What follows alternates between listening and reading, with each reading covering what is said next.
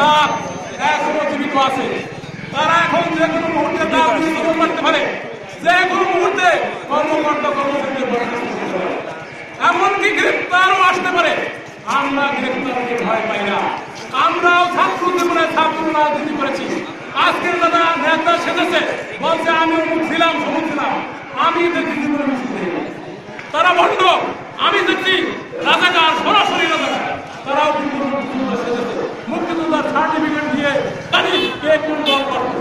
আমরা সাবধানী এখন আপনার সব এই সমস্ত প্রধানমন্ত্রীর কাছে অত্যন্ত প্রধানমন্ত্রীকে জনপ্রিয় করার লক্ষ্য নিয়ে তাদেরকে হোক সমাজের কাছে হোক প্রতিপন্ন করার জন্য এই সমস্ত আইন পাশ করা হয়েছে, যাতে কর্মচারীরা মাঠে থাকে এবং তারা সুযোগ সুবিধা দিতে পারে এবং তারা বলতে পারে যে ম্যাডাম আমরাই হলো আপনার লোক, ওরা হলো রাজাকার আন্দোলন আসাম। কিন্তু এই কথাটি সত্য না। আমরা কিন্তু মুক্তিযোদ্ধাদের সন্তান। আমরা কিন্তু স্বাধীনতার যুদ্ধে আমাদের মা বাবা আত্মীয় স্বজন শহীদ হয়েছে। এখন কিছু লোক খেপিয়ে দেয়।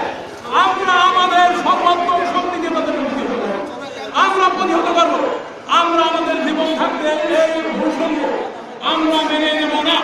আমরা একটা পরিবারের আছে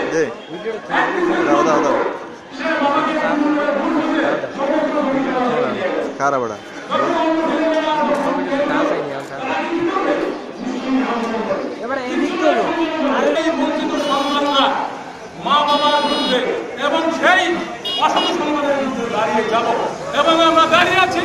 আমরা আমরা কোনো মতেই এইখানে এই আইন প্রতিরোধ থাকে টিকে যায়, তবু আমরা এখানে আইন বাস্তবায়িত হতে দেব না, দেব না, দেব না। আপনারা যারা কষ্ট করে